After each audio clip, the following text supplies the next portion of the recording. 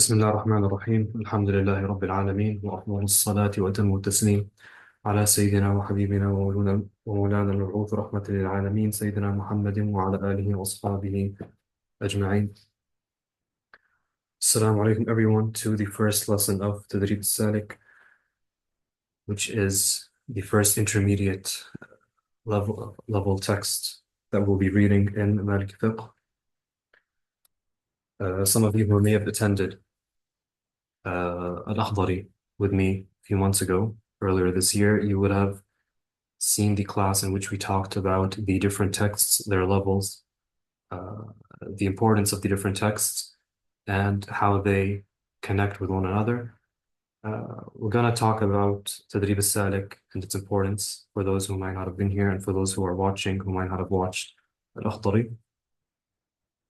So, Tadrib al-Salik is a very important text written by Sheikh Abdul Aziz al-Mubarak, rahimahullah, who is one of the early relevant relative to us fuqaha of al-Ahsa in Eastern Arabia.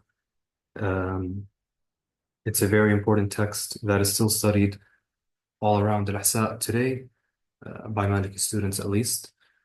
And it's very important for the student who wishes to advance to the next levels because it is written in a way that eases the understanding of Aqrab al-Masalik by Imam al-Tardil later on and later after that Mukhtasar Khalil. As you guys know, Mukhtasar Khalil was written by Sheikh Khalil bin Ishaq al-Jundi around 8 centuries ago, and there hasn't been much change to the Mu'tamad or the method of studying the texts since then, up until Imam al-Tardil around 200 years ago, 250. He wrote Aqrab al-Masalik, which was the first time a major step had been made in the madhab in terms of the curriculum for a while. And what he did was he took Mukhtasar Khalil, he made the language easier. Khalil is very hard to read. He made the language easier, he made it shorter, he took out unnecessary words, and he refined the opinions a tiny bit. And the next level would be Tadrib al-Salik. Tadrib al-Salik is a summary of Aqrab al-Masalik, which is itself a summary of Mukhtasar Khalil. So, and that's why it's very important for the student to read Tadrib al-Salik. Many countries, especially in the Western parts of the Islamic world, don't read it because they have their own preferences, such as the Risala of Ibn Abi Zayd, which is still being read because of traditional reasons. None else. Basically, it's just a blessed text that's been read for centuries, and so they still like it, even though it is outdated in terms of the connection to the other texts. It's very old. It has no connection to Khalil in organization or language or even the mu'tamad that Sheikh Khalil eventually settled upon. However, thankfully, in the eastern parts of the Islamic world, we have this text that's read to a much larger extent, and it makes the study of later texts very easier. You're very familiar with Aqrab al-Masalik, even though you haven't read it, and that's because you've read Tadrib al-Salik. And so that's why I've chosen to do this text, not the Risala or any other intermediate text that might be studied in other parts of the world, even though perhaps those of you who might be in the UK or America might be more familiar with the Risala. It's more famous in those parts of the world. And I've already summarized the reasons why that is. It's mainly to do with tradition. It's mainly to do with the fact that it's been read for a very long time. And so, Tadrib al-Salik, in these courses that we're going to do, we're going to go into a more deeper dive than we did in al-Akhdari. Al-Akhdari, the purposes of the lesson, or the purpose of the lessons was mainly to get the rulings across in the shortest amount of time possible, to get the methods of tahara and salah and all these important acts of ibadah and their conditions and their obligations. in a short form, and now we're going to go into a deeper dive. We're going into some of the evidences. We're going to go into some of the conditions that uh, happen in odd instances or not things that are thought of in everyday scenarios. Uh, Also, with me here is Tabyin al-Masalik. Tabyin al-Masalik is uh, I wouldn't say the only commentary of Tadrib al-Salik. However, it's pretty much the only commentary that people bother to read, to be honest. And that's not to say that other commentaries are unnecessary or even bad. It's just this happens to be the one that people are comfortable with. It's in print. Any of you who read Arabic must get this commentary, not only for the study of Tadrib al-Salik, it comes in handy from here till the end of your studies. It's always going to be a very useful resource. Tadrib al-Salik itself, the matan, is around 200 pages. The sharh is much longer. It's 4 volumes. So it goes into a good length in terms of the details. It also mentions the opinions of the other 3 madahib almost in every ruling. And it gives you a comparison of the ahadith used by each of the madahib, by each of the fuqaha, and it gives you reasoning as to why Imam Malik would prefer his opinion over the others, at least the vast majority of times. In some instances, he doesn't bother, and that's an academic choice about what to mention and what to not. Now, the first section, not unlike the Risala, this is probably the one of the few places in which it's similar to the Risala, in which we start the text with a short chapter on Aqidah. And to understand the context of the author, he lived in post-Sunni Arabia. He lived in not necessarily the modern form of the Saudi state that we know today, but he still lived under the rule of the Saudi dynasty, which had obviously had some effect on the Aqidah that was being taught at an official level, at a public level. And so during various times, the freedom to teach Sunni Aqidah to a detailed extent would, it would go up and down. At some points you would be able to, at some points you would not. And so the choice that the author made, as well as many fuqaha around him at the time, would be to focus on the tafweed aspect of Sunni Aqidah rather than an in-depth study of ilm al-kalam, which was obviously not, it was not looked positively at by the authorities. And so this short chapter on Aqidah will not be any different than what you might read in, beginner Hanbali Aqidah texts that are being taught, such as Najat al-Khalaf, or the names are absent from my mind at the moment, but the texts that are, famous and are being taught today, even at an English level.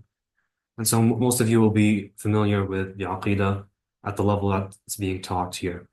But we can focus on certain aspects here or there, and inshallah, we can be done with the chapter today by the end of the lesson. And then next lesson, we can start with Allahumma salli ala Sayyidina Muhammad, with the actual fiqh, which would be the Tahara section. So without further ado, بسم الله الرحمن الرحيم. قال المصنف رحمه الله: الحمد لله الذي جعل العلوم الشرعية أعلى ما تسمو إليه الهمم العلية وأنفس ما تتنفس باقتنائه النفوس الزكية، وأشهد أن لا إله إلا الله وحده لا شريك له المتعالي في قدسه الذي قامت به الأشياء وهو القائم بنفسه، وأشهد أن سيدنا محمدا عبده ورسوله الذي شرف قدره على جميع المخلوقات وسمى القائل: إنما بعثت معلما، اللهم صل وسلم عليه وعلى آله الكرماء وصحبه الفخماء. So the khutbah of the book, like many other khutbahs, begins with Bismillah ar-Rahman ar-Rahim, and then Alhamdulillah Rabbil Alameen, due to the hadith in which Prophet ﷺ says, any important matter that does not begin with the remembrance of Allah, then it is abtar, or it is cut, meaning the blessing of it is cut, it is incomplete. And then he mentions that the Prophet ﷺ said, إِنَّمَا بُعِثْتُ مُعَلِّمًا, verily I was sent as a teacher. And it signifies the role of the religion of Islam as one of teaching a religion, um, not just belief as some other religions. Rather, there is fiqh to be learned, and we will go into this as he continues. He says, وَبَعْدْ فَمَرْتَبَةُ الْفِقْهِ فِي عُلُومِ الدِّينِ غَيْرْ مُحْتَاجَ إِلَى التَّبْيِينِ. He said the rank of fiqh in the religion, it does not need to be clarified. A lot of shuyukh, not necessarily in books, but a lot of times in lessons, they will go into a great length teaching the importance of fiqh in the first lesson. Whenever you start a text, you will go into 20 some hadiths talking about the importance of fiqh and why it needs to be learned and the rank of the person who learns fiqh and their rewards, etc. He's taken a more minimalistic approach, which I can get behind. He says, if you're here, if you're already in this lesson, you probably know the importance of fiqh. This isn't a beginner text, it's an intermediate text. And so the person who is attending this lesson probably does not need as much details regarding the reward of fiqh. And he says, وَيَكْفِي, it's enough. قول الصادق الأمين من يريد الله به خيرا يفقهه في الدين. He says it's enough to mention the saying of الصادق الأمين صلى الله عليه وسلم, whoever Allah subhanahu wa ta'ala wants good for him, then he grants him fiqh, he grants him understanding in the religion. قد سنح لي أن أقتطف من أقرب المسالك ما يتدرب به إليه السالك. And Allah subhanahu wa ta'ala has allowed for me to take from أقرب المسالك what and this is a bit of wordplay, the book أقرب المسالك in Arabic means the closest of paths. Tadrib al-Salik, the book we're reading, it means the training of the person who takes the path. So a salik, some of you may have heard it in the context of tasawwuf. Salik is someone who takes a path. Masalik are the paths, right? So Tadrib al-Salik, the full name of the book is Tadrib al-Salik إلى قراءة أقرب المسالك.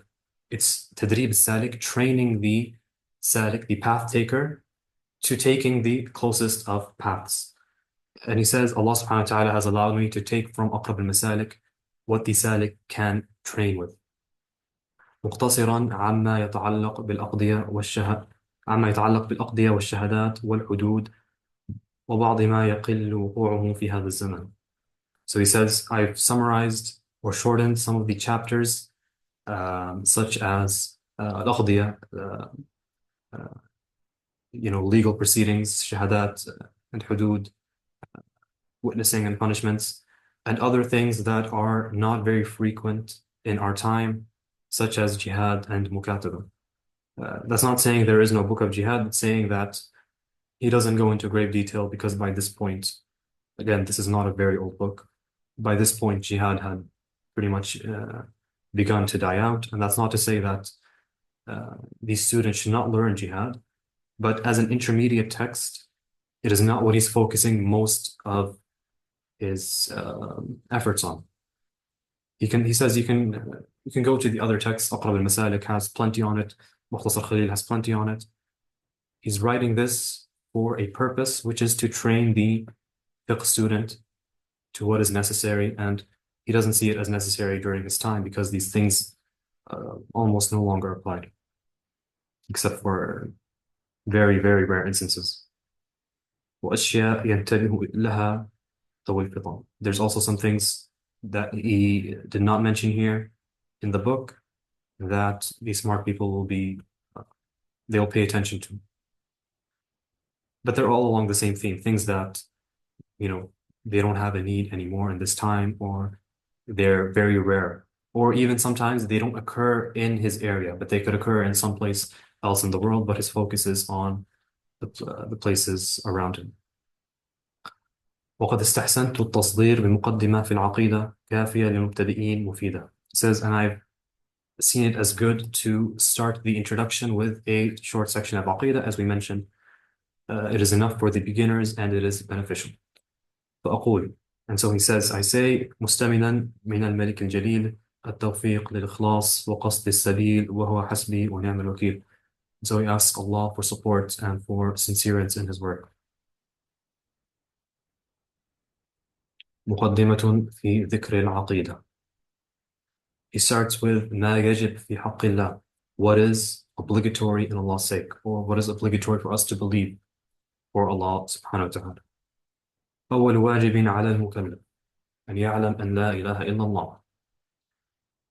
If you remember the first sentence in al-Akhdari, it says أول ما يجب على المكلف تصحيح إيمانه. In al-Akhdari, he says the first thing that is necessary for the person who is mukallaf, who is charged with rulings, is to correct his iman. And then that's it. And then we enter into a short part of Tazkiyah, because al-Akhdari does not want to go into Aqidah. Here, he doesn't say the first thing necessary for the mukallaf is to correct his iman. He actually goes into what iman is, which is to know that there is nothing worthy of worship except Allah subhanahu wa ta'ala. أي لا إله في الوجود معبود بحق إلا الله. Meaning, there is no deity in existence that is worshipped correctly or worshipped truthfully except Allah subhanahu wa ta'ala. And this, you can see the influence of his surroundings upon including this sentence. As you know, or maybe we shouldn't get into it, but those of you who know why this wording was chosen will know. Usually, again, in more advanced Aqidah books, we don't use this wording. We actually go more into detail and we rip each word apart and expand it. But this is what he chose to summarize. وَأَنَّهُ وَاحِدٌ لَا شَرِيكَ لَهُ وَلَا نَظِيرَ لَهُ. And that he is one, he has no partner, and he has nothing similar to him. وَأَنَّ لَهُ الْغِنَى الْمُطْلَقِ. He has unrestrained and absolute غِنَى. غِنَى is to not need anything. بمعنى, and then he goes in, بمعنى, meaning أنه قائم بنفسه, that he exists in and within himself. He does not need something else to exist. Everything that exists in the world is ممكن الوجود. It is possible for it to exist. And for something to be possible to exist and to actually exist, that means there had to be something that influenced it to exist rather than not. Allah subhanahu wa ta'ala is not the same. He is wajib al-wujud. He exists out of necessity. He exists in and of himself, not because something influenced him to exist or there was a reason for it. He is incomplete. He has a complete and absolute lack of need to anything. Anything. There's no restraint upon it. لا يفتقر إلى ما سواه بل ما سواه إنما قام به. He does not need anything other than him. Rather, everything other than him exists through him and because of him.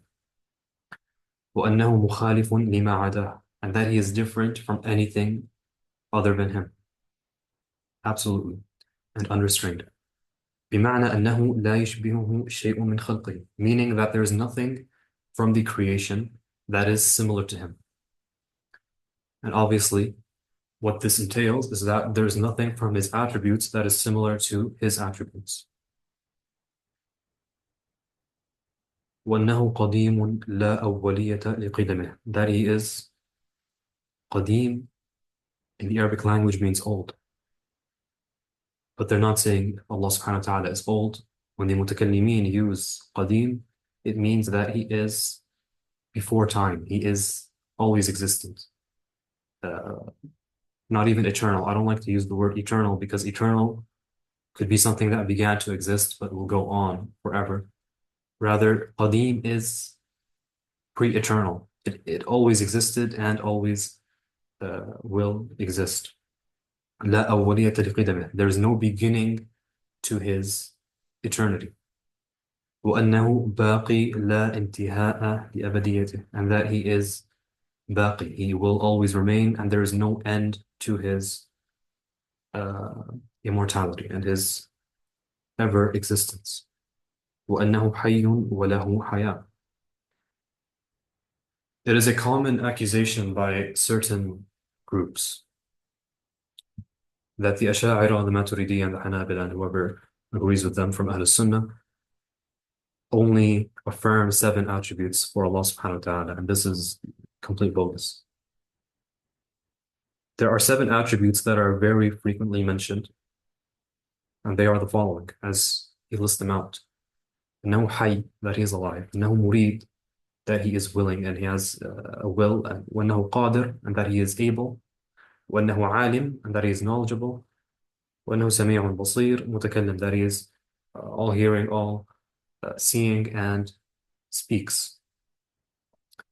There's a reason we mentioned these 7, and the reason we mentioned these 7 is because these 7 are necessarily known without any wahi, first of all. Any person with a sound intellect can see why these 7 are necessary. And if you read the advanced Aqidah books, before they even go into the ahadith and the ayat affirming certain things, they will tell you why these 7 are necessary out of just simple thinking. The second reason is that basically every single attribute can be inferred from these 7. It's not because these are the only 7 that exist, but every other one, such as, for example, rizq, giving people sustenance. It's a combination of irada and qudra. It's a combination of will and power. He has the power to create the rizq for people, the sustenance for people, and he is willing to do it. And so that leads to giving sustenance to people. That's not to say it's not a separate attribute. It is.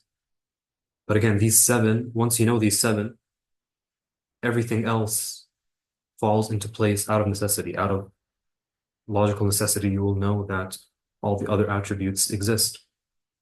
And you may be able to list most of them. وَأَنَّهُ حَيٌّ وَلَهُ حَيَاةٌ. He says, and he is living and he has life. وَأَنَّهُ مُرِيدٌ وَلَهُ إِرَادَةٌ. That he is willing and he has a will. وَأَنَّهُ قَادِرٌ وَلَهُ قُدْرَةٌ. And that he is capable and he has, or that he is powerful, all powerful, and he has power or capability. وَأَنَّهُ عَالِمٌ وَلَهُ عِلْمٌ. And that he is knowledgeable and he has knowledge. وأنه سميع وله سمع وأنه بصير وله بصر وأنه متكلم وله كلام. And that he is all hearing and he can hear and he has hearing, and that he is all seeing and he has sight, and that he is all وأنه متكلم, that he's speaking and he has speech. This is a very odd way to explain this. If this is your first encounter with Aqidah, you might be confused, or at least the academic study of Sunni Aqidah. The reason it's mentioned like this is because of the belief that the Mu'tazila had. The Mu'tazila, the extinct deviant sect, believed that Allah subhanahu wa ta'ala was knowledgeable, but he doesn't have knowledge. And that he is seeing, but he doesn't have sight. And that he is powerful, but he doesn't have power. Why would they say this?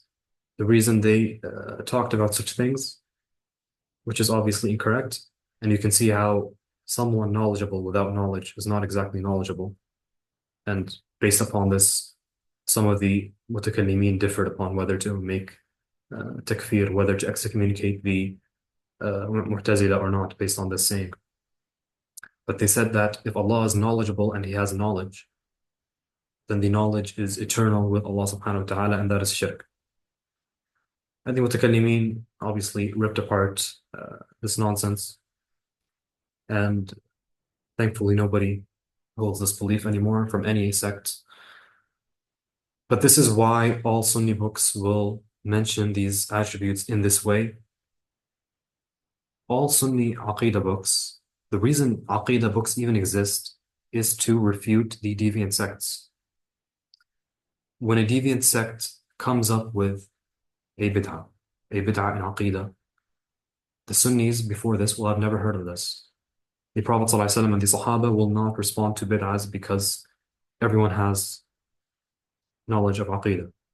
When a bid'ah pops up, there's no longer the Muslim community.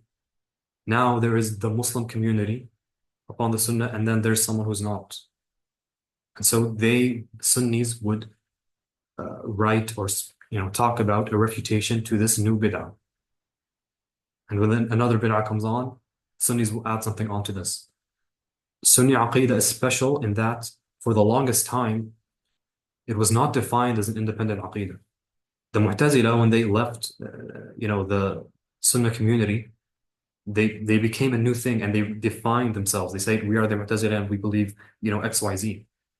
The Sunnis didn't do this for a long time, up until around maybe the third or fourth century Hijrah, when they said, okay, let's actually define something called the Sunni Aqidah. Up until then, and even after that, Sunni Aqidah is defined as just refuting what the deviant group said. And so before that, they didn't talk about Aqidah. And then, the Mu'tazila came and said, Allah doesn't have knowledge, but He's knowledgeable. And so the Sunnis will have to actually go out of their way and say something. No, Allah is knowledgeable and He has knowledge. It's similar to anything we said above.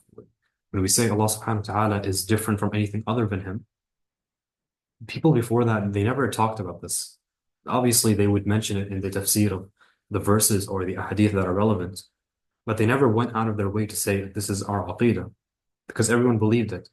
When the anthropomorphists, showed up, when the mushabbiha and these deviant sects showed up, then they started to include in our aqidah, no, actually Allah subhanahu wa ta'ala is different from His creation.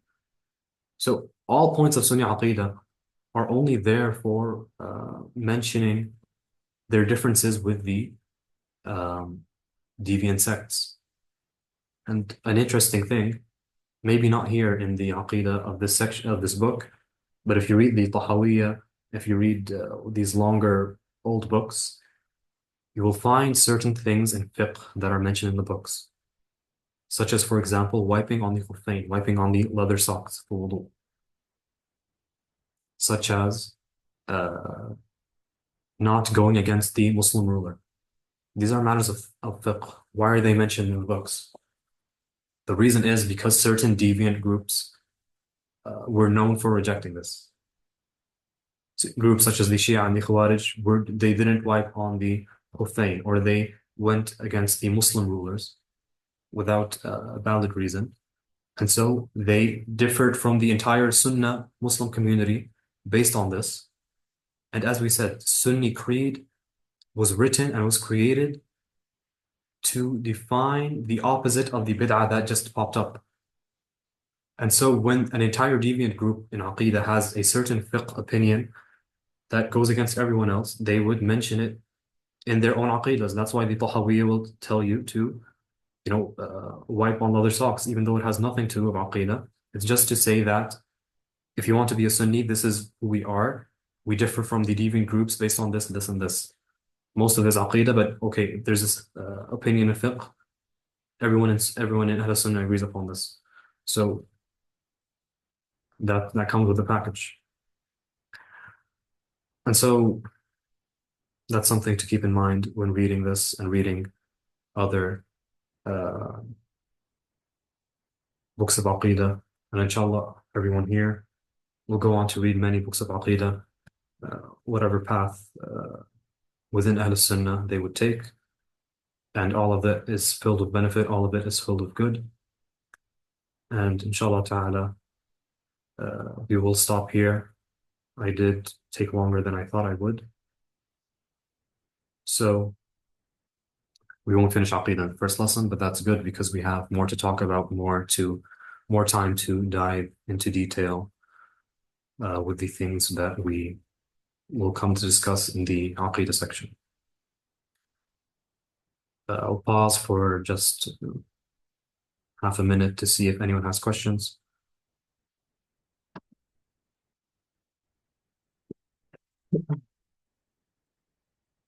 As always, you can write them, you can unmute yourself, whatever is best.